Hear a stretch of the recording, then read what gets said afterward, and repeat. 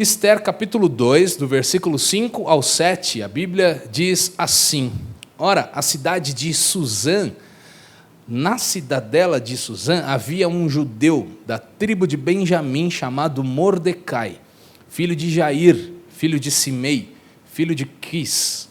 Ele tinha sido levado de Jerusalém com os exilados que foram deportados com Jeconias, rei de Judá, a quem Nabucodonosor, rei da Babilônia, havia levado para o exílio. Versículo 7. Mordecai havia criado Hadassa, que é Ester, filha de seu tio, que era órfã de pai e mãe. A jovem era bonita e formosa. Depois que o pai e a mãe dela morreram, Mordecai a adotou como filha. Amém? Fecha os teus olhos. Pai querido, obrigado por esta noite, obrigado pela tua palavra que lemos. Pedimos que o Senhor fale aos nossos corações, que o Senhor nos dê entendimento da tua palavra. Abrimos o nosso coração para recebermos algo novo de ti nesta noite. Que o Senhor use a minha vida e derrame sobre nós algo poderoso, Pai, que possamos sair deste lugar mais impactados do que quando entramos, com uma experiência nova contigo e mais cheios da tua presença. É o que eu clamo a ti, é o que nós pedimos, oramos e agradecemos no nome santo e precioso de Jesus. Amém. Amém? Bom, o livro de Ester é um livro maravilhoso e retrata esta história do período da Pérsia, mais ou menos entre os anos 539 e 331 antes de Cristo. Período onde os judeus haviam sido levados para a Babilônia e como exilados, como escravos, como a Bíblia fala, quando nós lemos aqui, o rei da Babilônia, Nabucodonosor, havia derrotado Israel e levado então os judeus como escravos lá para a Babilônia, para servirem a eles, para viverem lá. E Deus tinha dado uma promessa para eles que seria por 70 anos este cativeiro, e depois disso eles seriam livres. Mas o cativeiro era um resultado de pecado, né? Não era a vontade de Deus que eles estivessem lá, mas aconteceu e eles foram.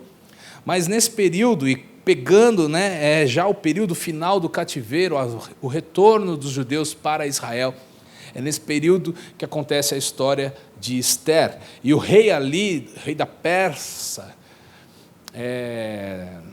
era o rei Xerxes, em grego, ou então em hebraico, a Bíblia fala também o nome dele, Assuero. Rei Assuero era o rei ali da Babilônia, o rei daquele lugar, daquela região. Ele reinou, a Bíblia fala, sobre 127 províncias. Ele reinou naquele período ali, 480 a 465 ali antes de Cristo. E Ester vive nesse período ali, entre 480 e 370, por ali, aquele período ali antes de Cristo. E uma particularidade do livro de Ester é que o Novo Testamento não cita alguns livros da Bíblia, não cita o livro de Ester, assim como não cita Cantares, não cita os profetas Naum, Obadias. Esses 4 livros da Bíblia não são citados lá no Novo Testamento, uma curiosidade bíblica.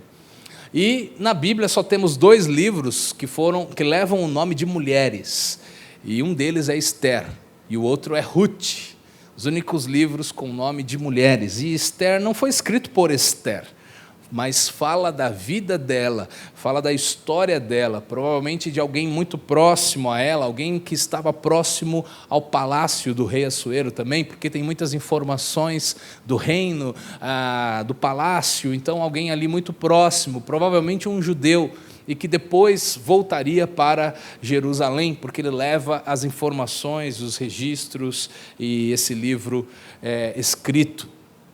A história de Ester, ela se passa nessa cidade que nós lemos aqui, a cidade de Suzã, que era na região da Babilônia. E o rei Assuero, ele dominava naquela região toda ali, o antigo Egito, a Líbia, Capadócia, o reino Medo-Persa, né? A Média, a Pérsia, a Babilônia, a Armênia, aquela região ali. A Bíblia vai falar em Ester 1, versículo 1, lá o primeiro versículo do livro de Ester, que o reino deste rei ele ia da Índia até a Etiópia. E aqui nós tivemos nesse período aqui, 3 retornos do povo de Deus para Israel. Né? No ano 538, a primeira liberação do povo para que eles voltassem para a sua terra natal. Então há um primeiro comboio de judeus ali, comandados por Zorobabel, que retornam para Jerusalém. Isso no ano 538. Mas um pouco depois ali, no ano 458, vai um outro grupo de volta para Israel, liderados por Esra, por este homem. E depois vai a comitiva de Neemias, que nós conhecemos a história de Neemias, que ele reconstruiu os muros da cidade, e essa comitiva é a última parte ali dos judeus que retornam para Jerusalém no ano 445. O livro de Ester tem aí 10 capítulos. Se você nunca leu um livro inteiro da Bíblia, você pode começar estes dias e vai ser tranquilo você ler um capítulo por dia, até semana que vem você já vai ter lido o livro inteiro de Ester. Mas nós vamos estudar juntos, minuciosamente ali, cada trecho, para que nós possamos tirar o máximo de lições da palavra de Deus. Amém? Está comigo nessa jornada? Amém, amém. E olha, o livro de Ester é o único livro da Bíblia que não cita Deus. Sabia disso? Não fala em nenhum lugar da Bíblia o nome de Deus. Não fala a palavra Deus. Parece que Deus não está lá na história. Quem escreveu não colocou que Deus estava lá. Mas nós vemos, pelos acontecimentos, Deus trabalhando o tempo todo ali. Nós vemos Deus por detrás das cenas, pelos bastidores, fazendo alguma coisa. E esta série eu chamei de Onde está Deus, justamente por causa disso. Porque ninguém disse que Deus estava lá. Parecia que Deus não estava vendo. Parecia que Deus não estava com eles. Ninguém faz uma declaração sobre Deus. Ninguém faz uma oração e diz Deus. Não há registro disso no livro de Ester. Mas só nisso aqui eu já consigo aprender algo poderoso. Mesmo quando nós não podemos ver a Deus, mesmo quando nós não conseguimos senti-lo, mesmo quando nós não conseguimos ouvi-lo, saiba de uma coisa, Deus sempre está lá. Deus sempre está na tua história e na minha história, mesmo quando a gente não consegue perceber, mesmo quando a gente não consegue identificá-lo, Deus está lá, Deus está nos protegendo, Deus está cuidando de nós. O livro de Ester fala sobre isso, um Deus de aliança, um Deus que não se esquece do seu povo, um Deus que honra a sua palavra, e um Deus que mesmo tendo inimigos, Deus preparando o livramento, Deus preparando a salvação para o seu povo, porque é assim, Deus não se esquece de mim, Deus não se esquece de você. Mesmo quando não vemos nada, mesmo quando não temos respostas, Deus está lá preparando um escape, preparando uma saída, trazendo uma solução, trazendo a resposta que nós precisamos. Amém? Você crê nisso? Amém. O livro de Ester fala sobre isso. Um Deus que trabalha mesmo quando ninguém vê. Um Deus que está ali por trás da cena, orquestrando a história. Um Deus que não perde o controle do universo. Um Deus que não está a par da situação, mas um Deus que se envolve, um Deus que move céus e terra para favorecer os seus filhos. Um Deus que honra a sua palavra e que faz o rei não dormir à noite. Faz um episódio acontecer, e nós vamos ver isso, muitas coincidências aos olhos humanos, mas nós que amamos a Deus sabemos que não existem coincidências, mas sim providências. É Deus trabalhando, é Deus fazendo alguma coisa, é Deus se importando comigo e com você. É assim que Deus faz, esse é o coração do nosso Deus, Ele não nos deixa sozinhos, jamais. Amém? Amém. Agora, falando um pouquinho de Ester, na introdução desse livro aqui, eu coloquei aqui Esther, a órfã exilada versus a formosa de linhagem real, porque ela era tudo isso. Nós vamos ler aqui, e nós já lemos, né? Do versículo 5 ao 7, eu só vou deixar o texto aqui para nós irmos falando sobre isso. Esther, ou Radassa, a Bíblia chama de Radassa também, Esther. Ela era, no versículo 7, vai dizer que ela era uma jovem, bonita, formosa, ela era uma mulher linda, ela era uma mulher cheia de saúde, ela era uma mulher jovem, ela era uma mulher formosa. E fala sobre Mordecai, ou algumas versões da Bíblia chamam ele de Mardoqueu, que era o seu primo, e ele era filho do seu tio, e Mordecai era a quarta geração ali da sua família que estava lá no cativeiro, lá em Susã, Babilônia. Ele era da mesma linhagem real do rei Saul, primeiro rei de Israel, que foi instituído por Deus, ungido pelo profeta Samuel, o rei Saul. Ele teve alguns filhos e teve netos e bisnetos, e desta descendência veio Mordecai. Nós vamos ver isso em 1 Samuel capítulo 1. Leia comigo, versículo 1 e 2. Havia um homem de Benjamim, eles eram dessa tribo, da tribo de Benjamim, os filhos de Jacó, que geraram as tribos de Israel. Havia a tribo de Benjamim. Havia um homem lá, cujo nome era Quis, filho de Abiel, filho de Zeror, filho de Becorate, filho de Afias, benjamita, dono de muitos bens. Versículo 2. Ele tinha um filho chamado Saul, moço e tão belo, que entre os filhos de Israel não havia outro mais belo do que ele. Dos ombros para cima, ele se sobressaía a todo o povo. Então nós vemos que Saul era descendente de Quis, e nós vemos que Mordecai também, ele era descendente, no versículo 5 de Esther 2, ele era descendente de Quis, e Quis teve os seus outros filhos até chegar a Mordecai. Mordecai era da família, Esther era da sua família, então nós vemos que ela tinha uma linhagem real, mas ela era também órfã, a Bíblia diz, de pai e de mãe. E Mordecai, o seu primo, a adotou, depois que os seus pais morreram. E Mordecai a criou como se fosse sua própria filha, mesmo ela sendo uma mulher real, de uma linhagem real. Talvez ali, olhando para a sua realidade, a realidade era outra, não era uma realidade real, não era uma realidade de princesa, de rainha, era uma realidade de que ela era órfã, ela estava sozinha.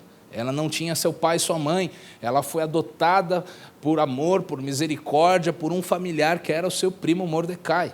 E ela não estava na sua terra natal, ela estava longe da sua pátria, ela estava exilada numa terra de cativeiro, um lugar distante da sua terra de origem. E aí Esther, talvez como tantos de nós, ela olha para a sua vida e ela tem que escolher o que ela vai tomar como verdade para a sua vida. Que verdade vai ser a verdade que ela vai seguir e que ela vai deixar que a sua atenção seja voltada? Ela teria que escolher para o que ela iria olhar. Ou ela vai olhar para o lado de ela ser uma órfã, pelo lado de ela ter sido vítima de uma fatalidade, ou de uma tristeza, ou de uma catástrofe na sua família, e olhar, puxa, eu estou sozinha, estou abandonada, por misericórdia meu primo me pegou para criar, eu estou num lugar que não é a minha terra, não tenho a minha família por perto. Ela poderia se apegar ao que faltava, ou ela poderia olhar e lembrar, não, Deus colocou algo em mim, eu sou de uma descendência, de uma linhagem real, eu tenho a beleza e a formosura que Deus me fez assim, e Deus colocou isso dentro de mim. E assim é na nossa vida. Quantas vezes nós temos esse mesmo desafio? O que é que vai tomar a nossa atenção? Pelo que nós vamos guiar as nossas vidas? Nós vamos olhar para os desastres, nós vamos olhar para as fatalidades, nós vamos olhar para as desgraças que nos aconteceram, Ou nós vamos nos lembrar de quem nós somos em Deus, daquilo que Deus colocou dentro de nós, daquilo que Deus nos chamou e nos criou para ser. É um desafio, não é verdade?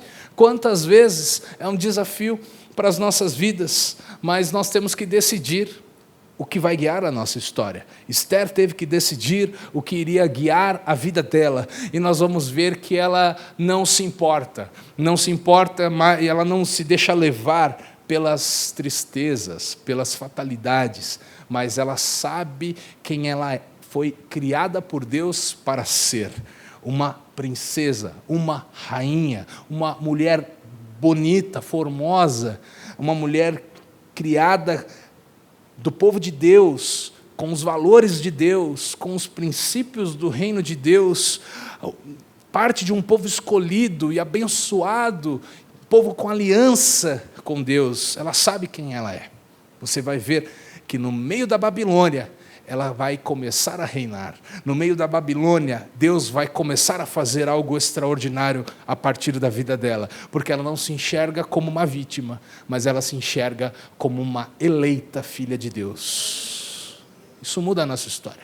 A maneira que você enxergar é a maneira que você vai viver, a maneira que você entender que você é assim que você vai ser. A Bíblia diz assim: como um homem pensa na sua mente, assim ele é. Assim ele é.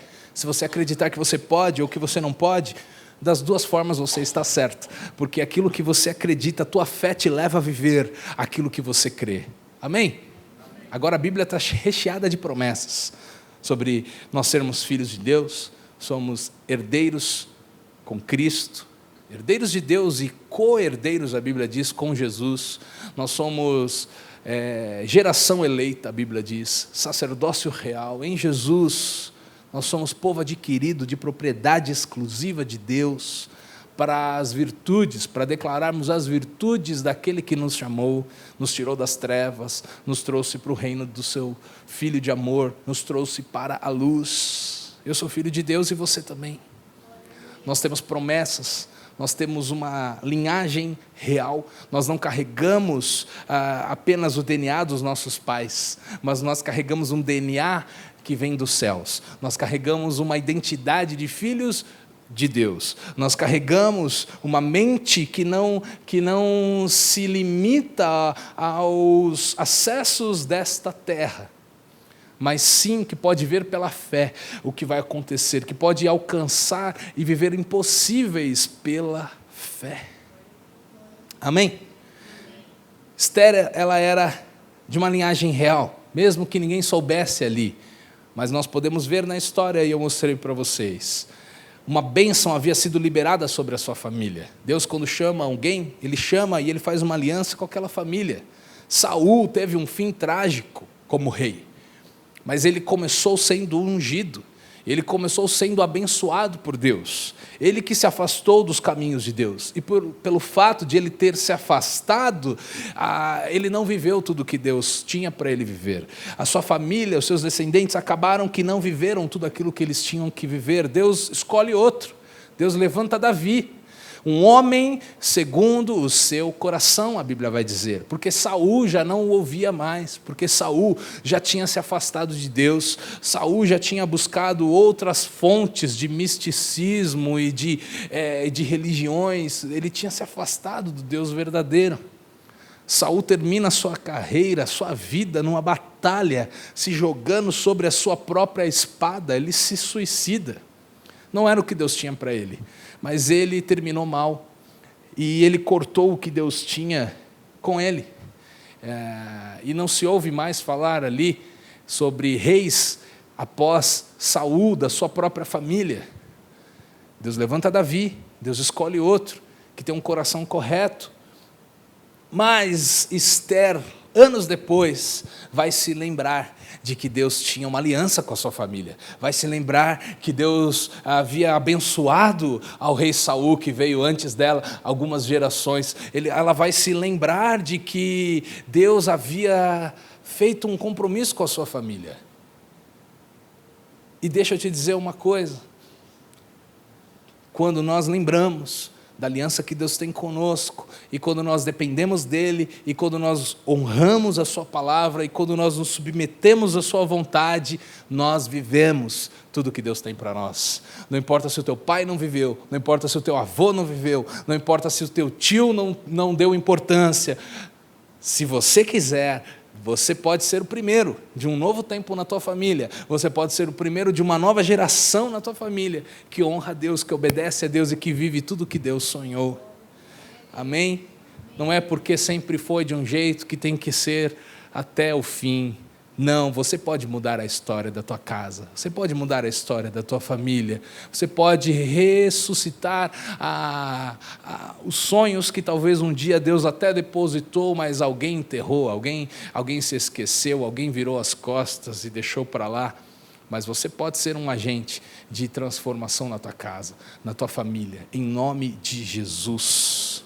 Esther me ensina sobre isso, um propósito glorioso que havia sido esquecido, uma beleza que Deus havia colocado sobre ela, uma bênção liberada sobre a sua família, uma unção que havia sido esquecida.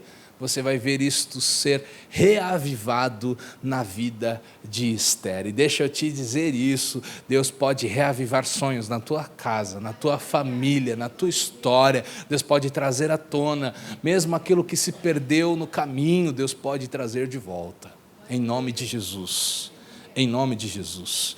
Agora, eu quero falar hoje sobre a queda de Vasti. Quem foi Vasti?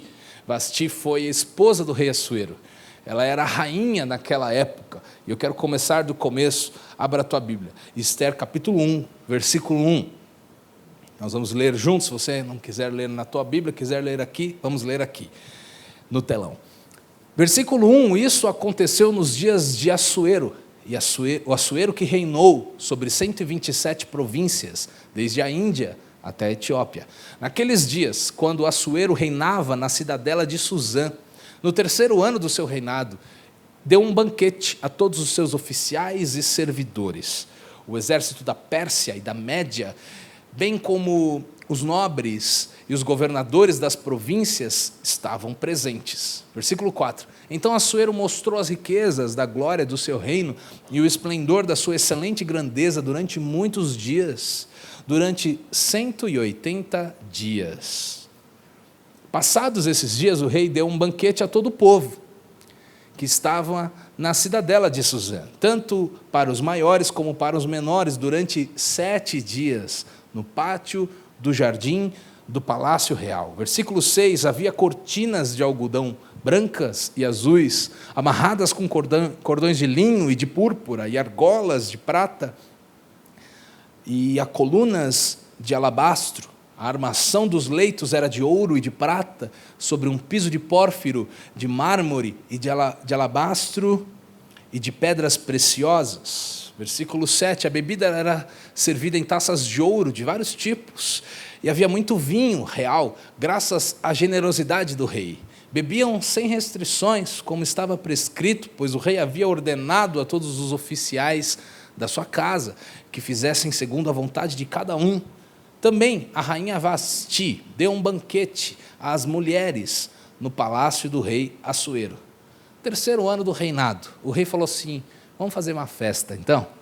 Chamou todos os nobres por 185 dias, é isso? 185 dias ele mostra os banquetes, 180, durante 180, pus 5 a mais.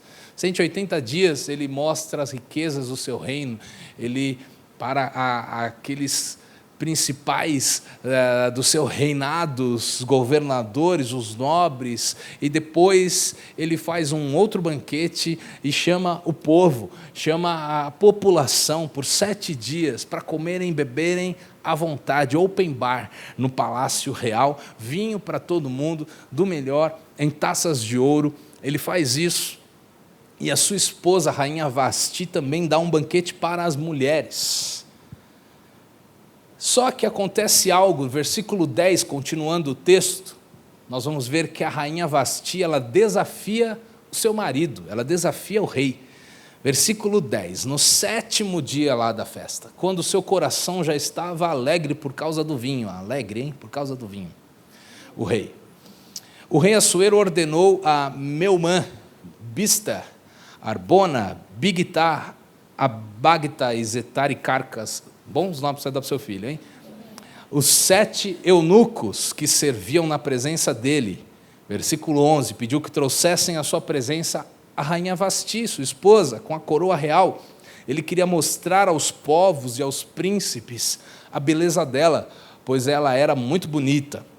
Versículo 12, porém a rainha Vasti se recusou a atender a ordem do rei, transmitida por meio dos eunucos. Diante disso, o rei muito se enfureceu e se inflamou de raiva. Versículo 13, então o rei consultou os sábios que entendiam dos tempos, porque era o seu costume fazer isso, na presença de todos os que conheciam a lei e o direito. E os mais chegados a ele eram Carsena, Setar, Admata, Tarsis, Meres, Marcena e Memucã, os 7 príncipes dos persas e dos medos, que tinham acesso direto ao rei e se assentavam como principais no reino. Ele faz uma reunião, ele chama os melhores, ele chama os entendidos da lei, ele faz uma reunião, fica bravo, fica enfurecido, porque a sua esposa se recusa a entrar na festa, se recusa a atender um pedido dele, não só como marido, mas como rei, como a maior autoridade daquela região, e ela simplesmente diz, não vou, né? Fez biquinho. E aí ele pergunta, versículo 15, segundo a lei, o que se deve fazer a rainha Vasti? Por não haver cumprido a ordem do rei Assuero, transmitida por meio dos eunucos? E versículo 16, então Memucã disse na presença do rei e dos príncipes, a rainha Vasti não somente ofendeu o rei, mas também todos os príncipes e todos os povos de todas as províncias do rei Assuero. Porque a notícia do que a rainha fez chegará a todas as mulheres, de modo que desprezarão o seu marido também, dizendo, o rei Assuero mandou que a rainha Vasti fosse trazida à sua presença, mas ela não foi. Versículo 18, hoje mesmo, as princesas da Pérsia e da Média, ao ouvirem o que a rainha fez, dirão o mesmo a todos os príncipes do rei, e assim haverá muito desprezo e indignação. Aí ele dá uma sugestão, versículo 19, se for do agrado do rei, que ele baixe um decreto real, e que se inscreva nas leis dos persas e dos medos, e não se revogue, que Vasti fica proibida de comparecer à presença do rei Assuero, e que o rei dê o reino dela a outra, que seja melhor do que ela. Quando este decreto do rei for proclamado em todo o seu reino, que é tão vasto, todas as mulheres darão honra ao seu marido, tanto ao mais importante quanto ao menos importante. Versículo 21, o conselho agradou tanto o rei como os príncipes, e o rei fez o que Memucã havia sugerido, enviou cartas a todas as províncias do reino, a cada província segundo o seu modo de escrever e a cada povo segundo a sua língua, que cada homem fosse senhor em sua casa e que se falasse a língua do seu povo. Bom, Vasti dá uma mancada com o rei, né? Ela desaponta a expectativa do rei Assuero. Ele chama ela para ir à festa e ela não vai. E ele fica bravo, faz essa reunião de conselho, chama os legisladores e ele pergunta o que devemos fazer.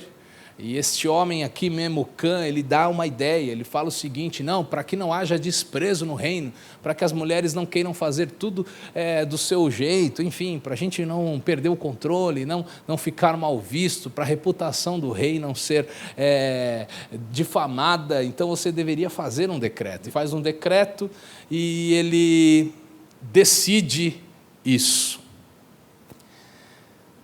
Deixa eu te falar uma coisa. Há uma lição que podemos aprender aqui com a vida de Vasti.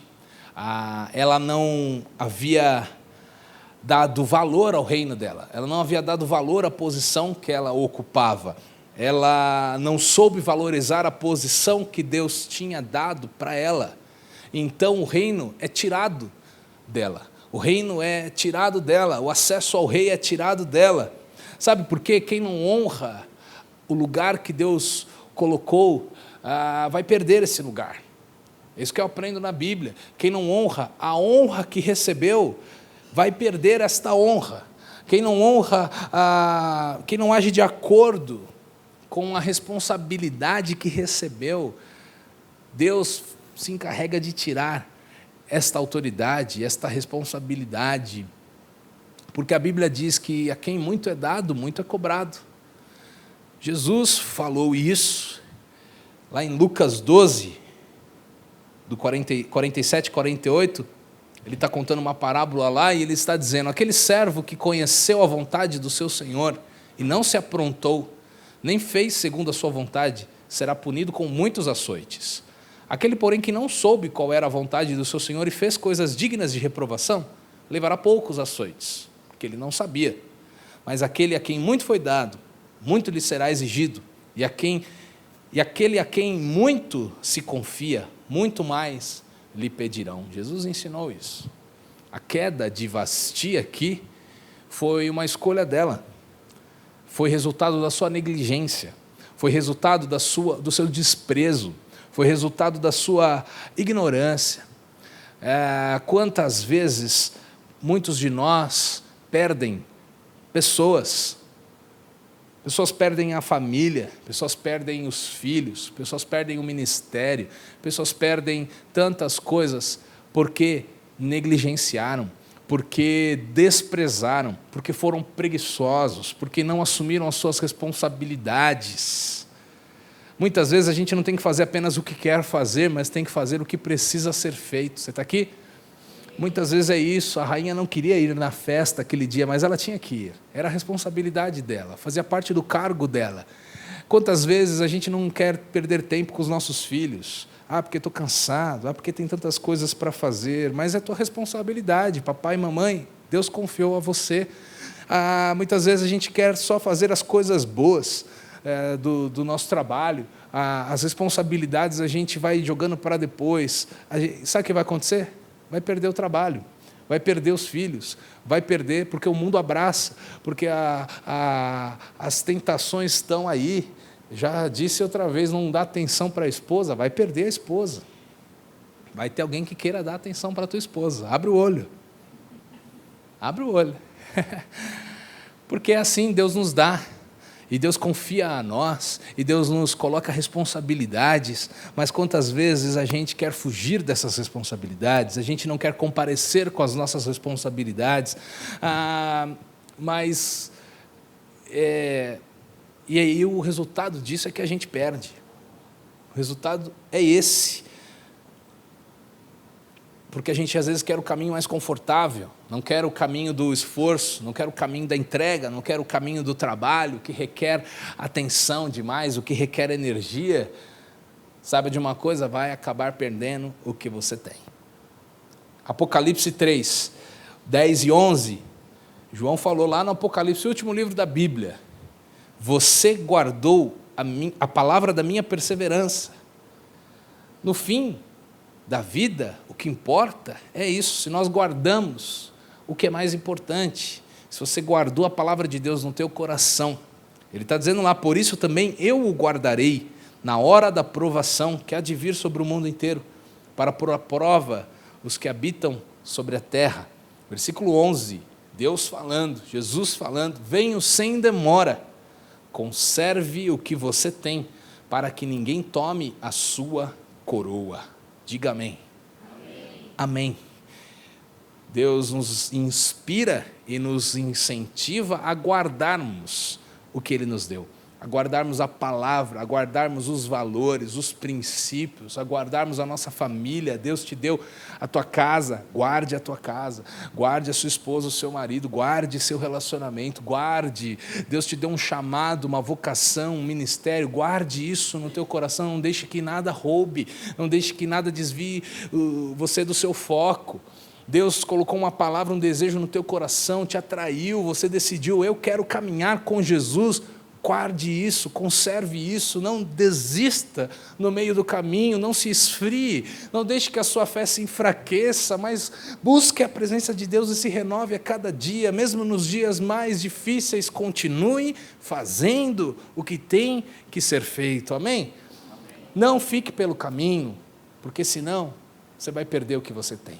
Deus está falando essa noite, guarde o que você tem. Vasti não guardou, Vasti perdeu o seu reino, Vasti foi tirada da presença do rei, Vasti perdeu a sua autoridade sobre as províncias, porque ela não guardou o que ela tinha, porque ela não deu valor. Sabe aquela conversa, a gente só valoriza quando perde? Misericórdia, né? Pois vira modão de música sertaneja para chorar, né?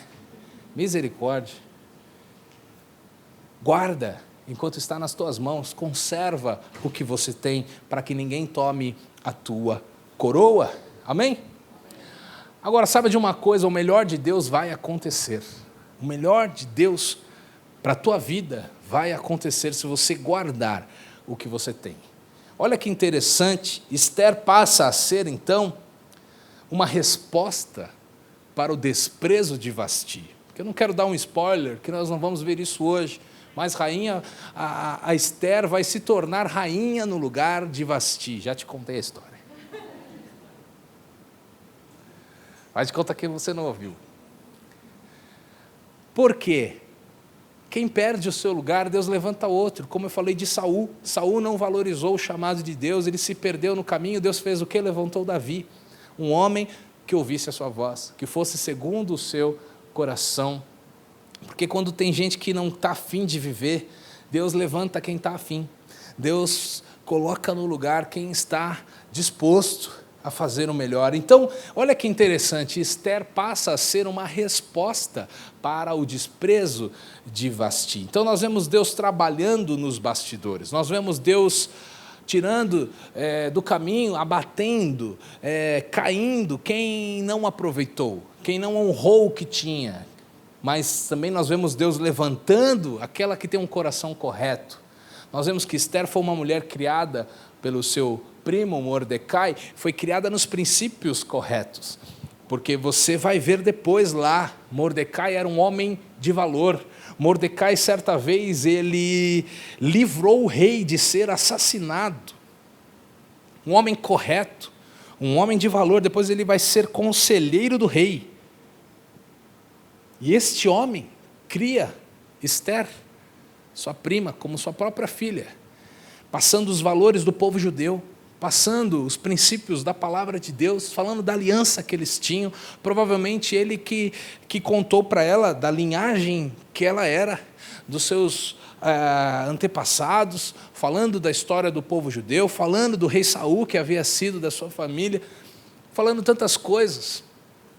Provavelmente de Mardoqueu, ou Mordecai, que Esther herda este caráter, esses princípios, e você vai ver que depois pessoas assessoram a Esther, e o seu próprio primo dão conselhos para ela, e ela absorve os conselhos, ela sabe ouvir conselhos, ela sabe identificar quais são os melhores conselhos, ela sabe se portar na presença de pessoas importantes.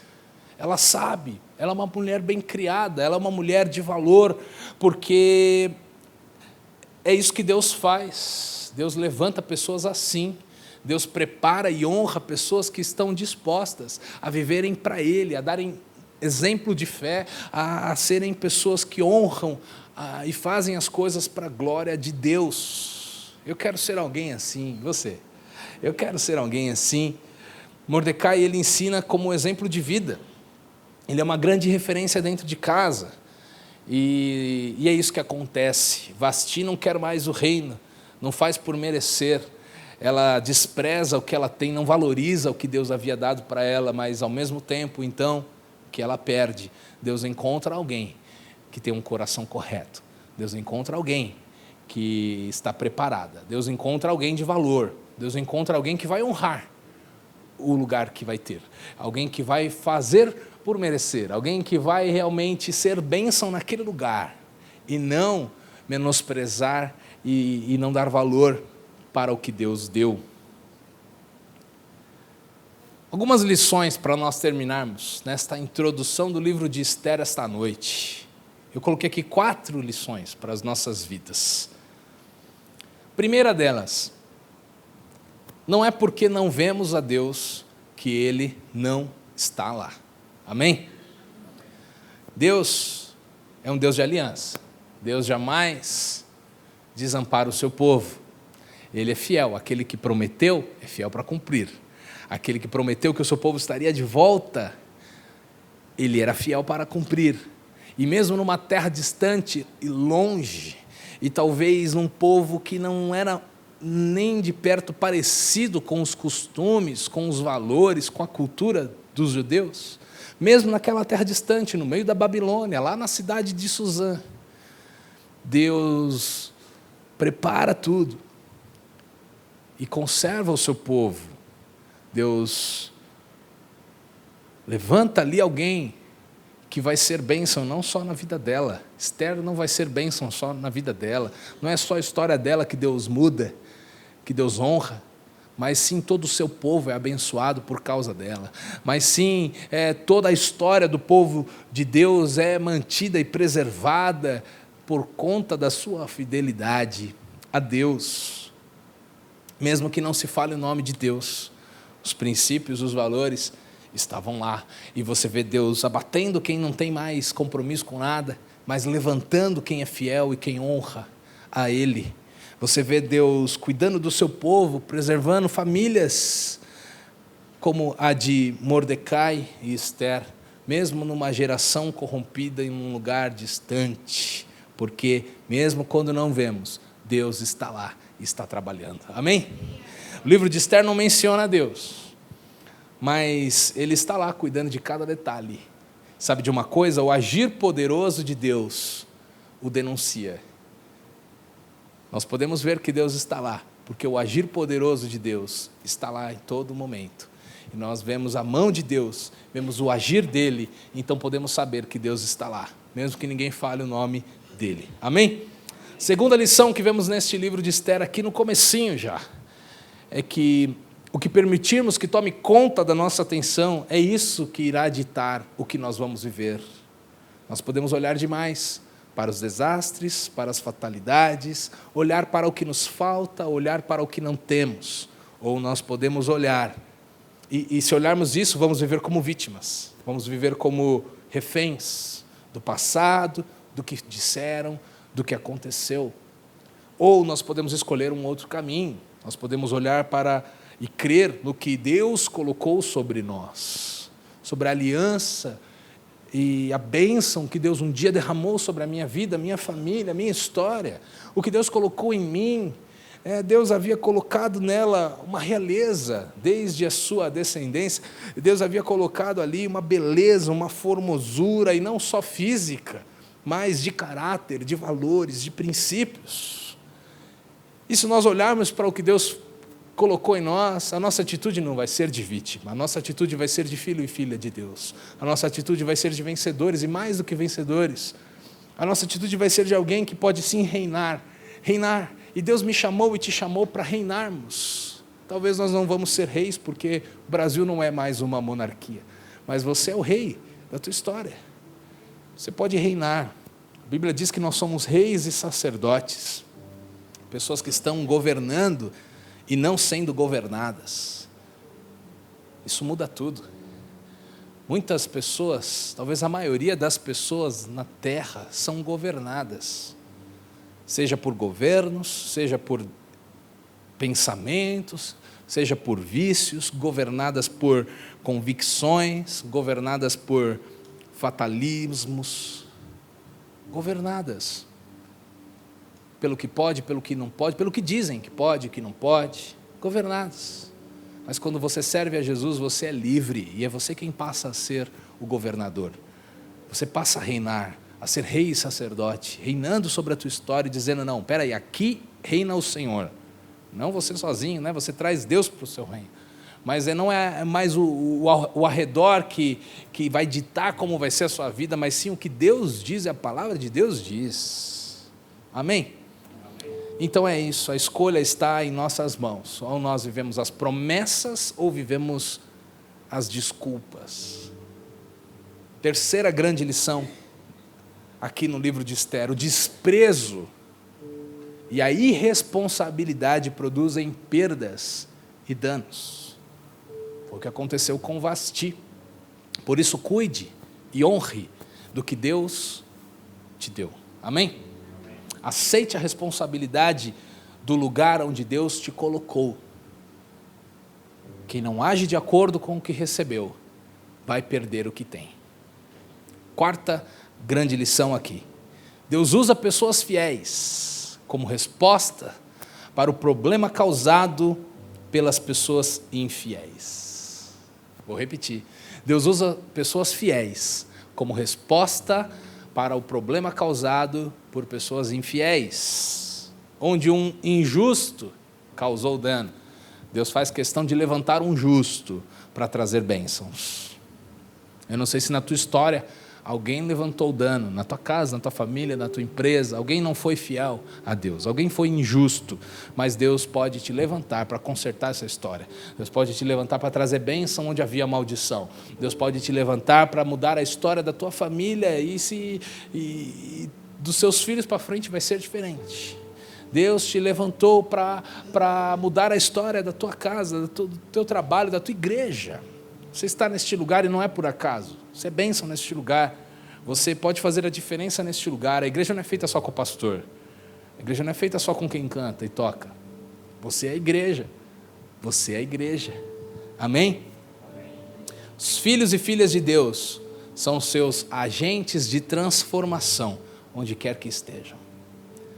Ah, Deus não está lá na minha empresa. Mentira. Você não está lá. Você é um embaixador de Deus, representante de Deus. Você é um agente de Deus. Tem gente que é um 007, né? Que não gosta nem de falar que é crente, que ama a Deus, nem nada, né? Agente escondido. Mas todos nós somos agentes de Deus, onde nós estamos.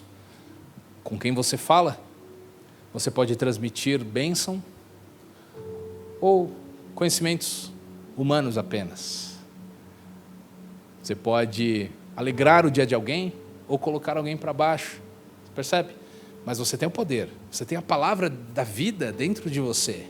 Então você pode ser um instrumento que fala de bênçãos. Você pode ser aquela pessoa que vai fazer a diferença na vida de alguém ao seu redor. Todos os dias nós somos agentes de transformação onde quer que nós estejamos. Amém? Por isso fique tranquilo. Deus está vendo o teu coração correto. Deus está vendo a tua vida. Deus está te preparando para te levantar para a glória dEle. É isso que Ele fez com Ester, no lugar de Vasti.